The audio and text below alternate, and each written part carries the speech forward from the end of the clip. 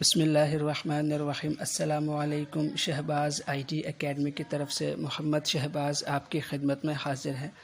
आज की इस वीडियो में हम देखेंगे कि हम अपने डॉक्यूमेंट्स की मोबाइल के ज़रिए से किस तरह साफ़ इमेज ले सकते हैं, ताकि अगर हमें उनको प्रिंट आउट करना पड़े तो हम आसानी के साथ प्रिंट आउट करें और प्रिंट आउट उसका बहुत ज़्यादा शार्प और अच्छी क्वालिटी में आए। देखें, बाज़ औक़ात जब हम कोई बुक स्टडी करते हैं या कहीं नोट्स वगैरह को स्टडी कर रहे होते हैं तो हमें ज़रूरत महसूस होती है कि जो चीज़ हमें अच्छी लगे, जो टेक्स्ट हमें अच्छा लगे, हम उसको जल्दी से नोट डाउन कर लें। और हमारे पास इतना वक्त नहीं होता कि हम उनको जल्दी जल्दी नोट डाउन करें। और बाज़ औक़ात कुछ पेजेस होते हैं, 4-5 पेजेस या ज़्यादा पेजेस भी होते हैं, हमें उनको नोट डाउन करना पड़ता है और हमारे पास वक्त की किल्लत होती है। तो इसके लिए, क्योंकि आजकल मोबाइल फ़ोन की सहूलत है, तो ज़्यादातर हम यही करते हैं कि अपने मोबाइल फ़ोन से जल्दी जल्दी उन डॉक्यूमेंट्स की इमेजेस ले लेते हैं, ताकि बाद में उनको स्टडी करने में आसानी हो। लेकिन जब हम नॉर्मल मोबाइल कैमरा से इमेजेस लेते हैं तो उसका रिज़ल्ट इतना अच्छा नहीं होता। बाज़ औक़ात हम अपने चाहते हैं कि हम इनके हैंड आउट्स प्रिंट आउट ले लें। जो हम प्रिंट आउट लेते हैं तो उसकी क्वालिटी इतनी अच्छी नहीं होती और बाज़ औक़ात बैकग्राउंड का बहुत ही डार्क कलर टेक्स्ट के साथ मिक्सअप होता है और पढ़ने में भी दिक्कत होती है। तो इस वीडियो में हम देखेंगे कि हम इसको किस तरह सॉल्व कर सकते हैं और अपने मोबाइल के ज़रिए से किस तरह एक शार्प इमेजेस ले सकते हैं अपने डॉक्यूमेंट्स की, जिनकी इंतहाई अच्छी क्वालिटी होती है।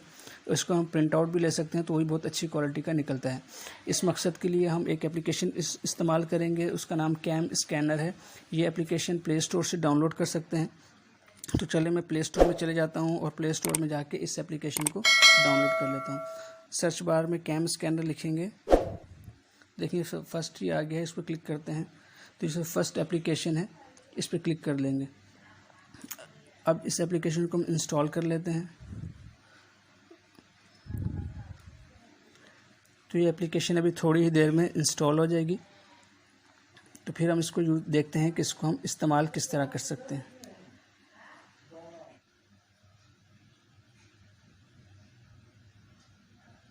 देखिए, एप्लीकेशन डाउनलोड हो गई है और इंस्टॉल भी हो गई है। अब हम चाहें तो इसको यहीं से ओपन कर सकते हैं या जाके अपने डेस्कटॉप से इसके आइकन से ओपन करते हैं। तो मैं वापस चले जाता हूं और मैं इसके आइकन से जो है इसको ओपन कर लेता हूं।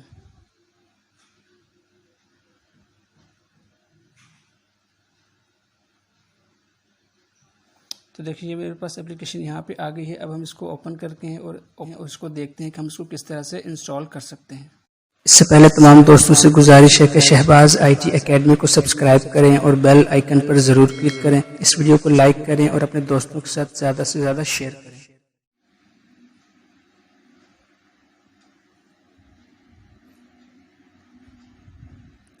जैसे हम एप्लीकेशन को स्टार्ट करते हैं तो हमारे सामने ये स्क्रीन आ जाती है। इसमें देखें, दो चीज़ें, पहला है साइन इन और दूसरा है रजिस्टर। साइन इन का ये है कि अगर आपने अपनी ईमेल बना हुआ है आपका पहले से, जस्ट साइन इन पे क्लिक कीजिए और अपना ईमेल एड्रेस से अपने मोबाइल नंबर से साइन इन कर लें। या अगर आपका पहले से अकाउंट नहीं बना तो आप रजिस्टर कर सकते हैं। फ़िलहाल मैं इसको इन दोनों को यूज़ नहीं करूँगा। मैं सबसे जो नीचे ऑप्शन है यूज़ नाउ, इसमें मैं क्लिक कर दूँगा तो ये देखें, ये इंटरफेस मेरे सामने आ जाएगा। अब इसमें ये पूछ रहा है कि इसका प्रीमियम के फ़ीचर्स के बारे में कुछ बता रहा है, तो मैं इसको कुछ नहीं करता, बस लेटर पे क्लिक कर देता हूँ और ये मेरे पास एप्लीकेशन का इंटरफेस ओपन हो गया है।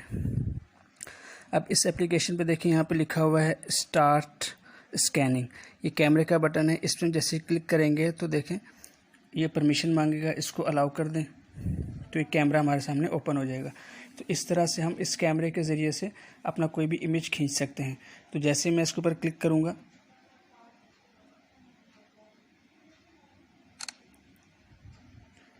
तो देखिए ये इमेज मेरे पास इसने खींच लिया है।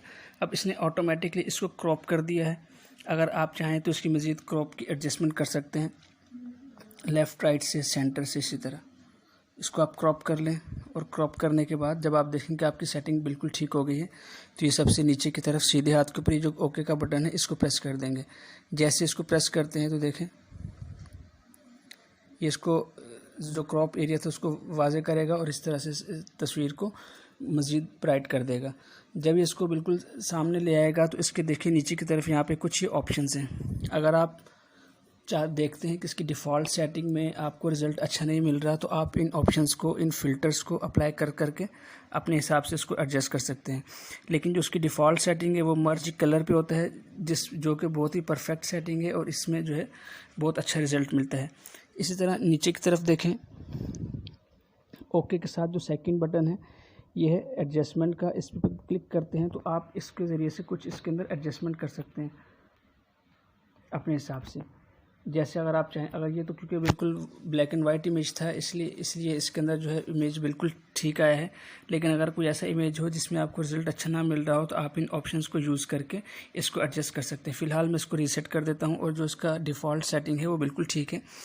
अब उसके जो सेंटर का ऑप्शन है ये है रिकॉग्नाइज़ का। रिकॉग्नाइज़ का मतलब है कि अगर आपने कोई टेक्स्ट को कॉपी की इमेज लिया है और आप चाहते हैं कि मैं इसका जो है इमेज से एक इमेज के ऊपर से जो इसका टेक्स्ट को कॉपी कर लूँ ताकि इसमें इस टेक्स्ट को यूज़ कर सकूँ, तो फिर आप इस फंक्शन को यूज़ कर सकते हैं। लेकिन इस ट्रायल वर्जन के अंदर ये फंक्शन इतना ज़्यादा काम नहीं करता और इसमें हमेशा एरर आ जाता है। तो फिलहाल हम इस फंक्शन को इग्नोर करते हैं। जो उसके जो साथ का बटन है इससे आप इसको रोटेट कर सकते हैं। अगर आप चाहें तो इसकी रोटेशन चेंज कर सकते हैं। और ये जो एरो का बटन है इसके बिल्कुल साथ ही, इसका मतलब है कि अगर आप चाहते हैं कि यार यहाँ मैंने इसको जो एप्लीकेशन को क्रॉप किया है, ये क्रॉपिंग में कुछ एरिया मैंने मिस कर दिया है या कुछ एरिया मज़ीद क्रॉप करना है, तो आप इसको यहीं से वापस जा सकते हैं। मैं इस एरो के ऊपर क्लिक करूँगा तो वापस उसी जगह पे आ जाऊँगा और इसमें से अगर मैं चाहूँ तो इसको मज़ीद क्रॉप कर सकता हूँ। और मज़ीद क्रॉप करने के बाद आप इसको कॉर्नर से पकड़ कर देखें, इस तरह भी क्रॉप कर सकते हैं। और क्रॉप करने के बाद मैं कहता हूँ कि अब ये सेटिंग मेरी बिल्कुल ठीक है, तो मैं इसको जस्ट दोबारा से ओके पे क्लिक कर दूंगा तो देखें ये उतने हिस्से को अब क्रॉप कर लेगा। अब मैं देखता हूँ कि ये सेटिंग क्रॉपिंग भी ठीक हो गई, इसका रिज़ल्ट भी ठीक हो गया, इस पर जो कलर्स के जो फ़िल्टर्स जो अप्लाई करने थे वो बिल्कुल ठीक अप्लाई हुए हैं। तो मैं इसको जस्ट अब ओके कर दूंगा। और उसके बाद यहाँ पे ऊपर जो कॉर्नर के ऊपर टॉप के ऊपर राइट साइड के ऊपर जो डन लिखा है मैं इसके ऊपर क्लिक कर दूंगा। जैसे क्लिक करूँगा तो देखें ये इमेज मेरे पास आ जाएगा। इसके ऊपर मैं क्लिक करता हूँ तो ये इमेज मेरे पास जो इसने खींचा है देखें कितना ब्राइट है और कितना साफ़ है। अब अगर आप इस इमेज का प्रिंट आउट लेंगे तो बहुत ही साफ़ सुथरा प्रिंट आउट आएगा और इसमें कोई डार्कनेस, कोई बैकग्राउंड का जो कलर है वो आपको डिस्टर्ब नहीं करेगा। इसके अलावा आप इसमें देखें कुछ ऑप्शन देख लेते हैं। इसमें ये देखें, इसमें भी ये रिकग्नाइज का ऑप्शन है। अगर आप इंग्लिश का कोई डॉक्यूमेंट स्कैन करते हैं और चाहते हैं कि उस इमेज में से उस टेक्स्ट को कॉपी कर लूँ तो आप इस ऑप्शन को यूज़ कर सकते हैं। लेकिन ये ऑप्शन जो है ट्रायल वर्जन के अंदर काम नहीं करता। इसके अलावा इसकी रोटेशन है, आप इसकी रोटेशन चेंज कर सकते हैं।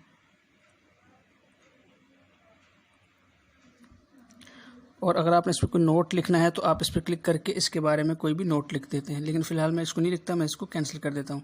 ऊपर आ जाएं, इस 3 डॉट्स पे क्लिक करते हैं तो 3 डॉट पे देखें इसमें भी रोटेट का, पेज नेम का और डिलीट का ऑप्शन है। इसी तरह जो सेकंड ऑप्शन है ये शेयर का, अगर आप इसको शेयर करना चाहते हैं अपने दोस्तों के साथ तो आप इस शेयर पे क्लिक करते हैं तो ये आपसे पूछता है कि आपने PDF में शेयर करना है या इमेज में शेयर करना है। तो आप इमेज को सिलेक्ट कर लें और इमेज को सिलेक्ट करने के बाद आपसे मीडिया पूछेगा कि किस मीडिया पे आपने इसको शेयर करना है, व्हाट्सएप पे थ्रू करना है या ट्विटर के थ्रू या फेसबुक के ऊपर, जिस पर भी आपने शेयर करना है आप उसको चूज़ कर सकते हैं। फ़िलहाल मैं इसको बैक करता हूँ। और उसके बाद जो थर्ड ऑप्शन है ये है क्रॉपिंग का। अगर आप चाहते हैं कि इसको मज़ीद क्रॉप करना तो आप यहाँ से भी क्रॉप कर सकते हैं। फ़िलहाल मैं वापस आ जाता हूँ तो ये मेरा इमेज है। मैं इसको भी दोबारा एक बार वापस करता हूँ तो देखें ये मेरे पास एक पूरी इमेज की गैलरी है। मैं एक बार इसको दोबारा वापस प्रेस करता हूँ तो देखें ये मेरे पास वो इमेज है जो कि मैंने अभी खींचा है। अब फ़र्ज़ करें कि ये एक किताब थी और इस किताब के मैं चाहता हूँ कुछ सफ़ात में इमेज लेना चाहता हूँ। तो अब अगर मैं इस यहाँ से मैं इसको दोबारा स्कैन करूँगा तो जो इमेज आएगा वो इसका नेक्स्ट पे आ जाएगा। इस तरह हर पेज अलग अलग होगा। लेकिन मैं चाहता हूँ कि एक जो किताब है उसके पेजेस एक ही फ़ोल्डर में हों, तो उसके लिए मैं क्या करूँगा, इसके ऊपर क्लिक करूँगा। अब ये पूरा एक फ़ोल्डर, एक तरह से ये फ़ोल्डर है। अब मैं जो भी इमेज लेना होगा मैं इसके अंदर लूँगा, दोबारा कैमरा एक्टिव कर लूँगा और मैं यहाँ से फ़र्ज़ करें इसका इमेज लेता हूँ। इसको सेट करके अपने हिसाब से इमेज ले लेंगे। अब देखिए इसने खुद इसको क्रॉप कर लिया है। मैं इसकी थोड़ी सी हेडिंग्स जो है ये भी आ जाए और बस मैं इसको ओके कर देता हूँ। ये देखिए इतना शार्प रिज़ल्ट आ गया है इसका।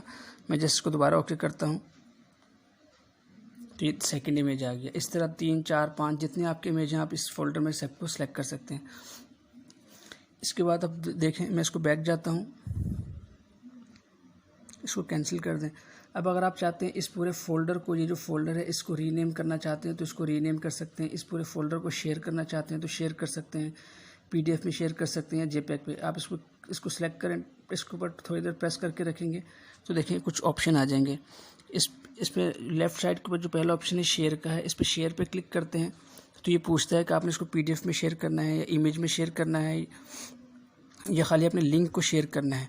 तो दो ऑप्शन हमारे काम के हैं, या हम PDF में शेयर कर सकते हैं या JPEG में शेयर कर सकते हैं। तो मैं JPEG को चूज़ कर लेता हूँ और JPEG को चूज़ करने के बाद फ़र्ज़ करें मैं WhatsApp चूज़ कर लेता हूँ और WhatsApp में मैं कोई कॉन्टैक्ट एक कॉन्टैक्ट चूज़ करके इसको मैं शेयर कर देता हूँ, उसको मैं नेक्स्ट करता हूँ। तो देखें ये जो है ये कॉन्टैक्ट्स जो हैं ये शेयर हो जाएंगे। इसी तरह मैं वापस आ जाता हूँ। अगर मैं चाहता हूँ इसको रीनेम करना तो प्रेस करके रखूँगा और प्रेस करने के बाद यहाँ मोर से क्लिक करूँगा और मोर पर क्लिक करने के बाद देखें सेकंड ऑप्शन है रीनेम। इसको रीनेम कर सकता हूँ। इसको मैं चाहें तो इसको डिलीट करके इसको मैं रख सकता हूँ, इसको रीनेम करके उसको ओके कर दूँगा। तो देखिए बुक 1 के नाम से हो गया। इसको मैं दोबारा टैप करके रखता हूँ तो कुछ मज़ीद ऑप्शन इसके निकलते हैं, इसको समझ लेते हैं। देखिए मोर पे दोबारा क्लिक करूँगा तो इसको आप अपलोड या यहीं से डायरेक्ट प्रिंटिंग पे दे सकते हैं, अगर आपका जो प्रिंटर है वो मोबाइल से कनेक्ट हो जाता है तो। इस तरह अब देखें ये जो इसकी इमेज ये जो सेव हुई है ये आपको गैलरी में शो नहीं होगी। ये आपको जब भी आपको उसको इस्तेमाल करना पड़ेगा तो हमेशा आपने को क्या करना पड़ेगा, आपको एक कैम स्कैनर ओपन करके ही इसको यूज़ करना पड़ेगा, इसको शेयर करना पड़ेगा या जो आपने करना हो। लेकिन अगर आप चाहते हैं कि आपके मोबाइल की गैलरी में सेव हो जाए तो उसके लिए आप मोर पे क्लिक करेंगे और सेव टू गैलरी पे क्लिक कर देंगे। अब ये आपको जो है गैलरी में सेव हो जाएगा और बगैर इस कैम स्टूडियो को ओपन किए आप इसको यूज़ कर सकते हैं। मैं इसके ऊपर दोबारा टैप करके रखता हूँ थोड़ी देर, तो दोबारा ऑप्शन आ जाते हैं, इसको क्लिक करते हैं। इसके अलावा अगर आप चाहें होम स्क्रीन के ऊपर इसको शॉर्टकट ऐड करना तो वो ऐड कर सकते हैं, इसको मूव कर सकते हैं, इसको कॉपी कर सकते हैं। ये इसके ऑप्शन थे। अब मैं बैक आता हूँ। देखें अगर आपने इसको डिलीट करना है तो सेकंड ऑप्शन डिलीट का है, इसको डिलीट कर सकते हैं। और जो थर्ड ऑप्शन है ये है टैग का। टैग का मतलब है क्या है कि अगर आप इसको किसी ग्रुप में डालना चाहते हैं, मिसाल के तौर पर जैसे हम कॉन्टैक्ट्स बनाते हैं और कॉन्टैक्ट्स के अंदर हम रखते हैं फैमिली, फ्रेंड्स, इसी तरह ऑफिस स्टाफ, जितने भी आप ग्रुप बनाते हैं कॉन्टैक्ट्स के हवाले से। इसी तरह अगर आप अपने डॉक्यूमेंट्स को कैटेगराइज करना चाहते हैं कि बुक्स के लिए एक फ़ोल्डर हो, अगर आप ID कार्ड्स की इमेजेस ले रहे हैं उसके लिए अलग फ़ोल्डर हो, पोइट्री की इमेजेस खींच रहे हैं उसके लिए अलग अलग फ़ोल्डर हो, तो उसको आप टैग कर सकते हैं।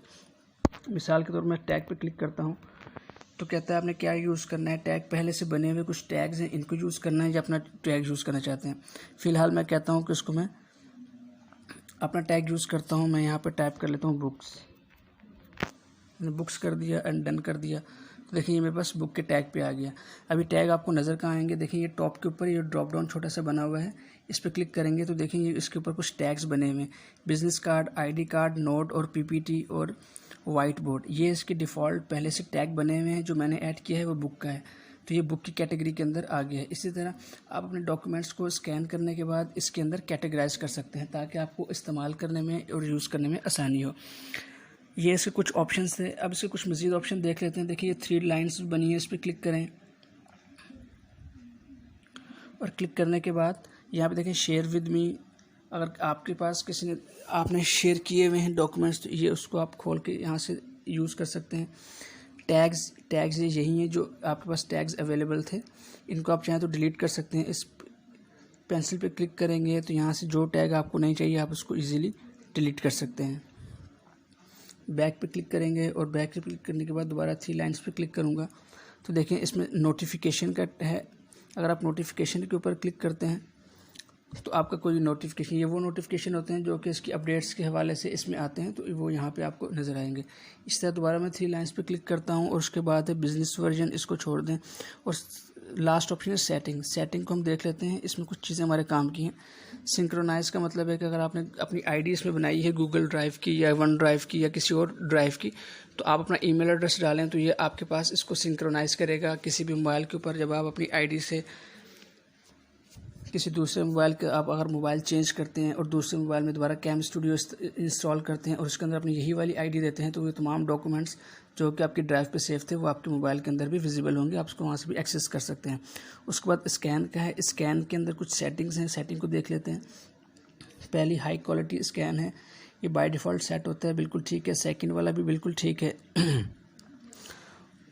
तो इसके अंदर तमाम सेटिंग्स ऐसी हैं जो कि बिल्कुल ठीक है। अब देखिए इसमें जो सेकंड लास्ट सेटिंग है इंपोर्ट फ्रॉम फ़ोन गैलरी, ये बाय डिफ़ॉल्ट जो है डिसेबल है, अगर आप चाहें तो उसको इनेबल कर सकते हैं। इसी तरह ऑटो सेव टू एल्बम, ये भी आप कर सकते हैं।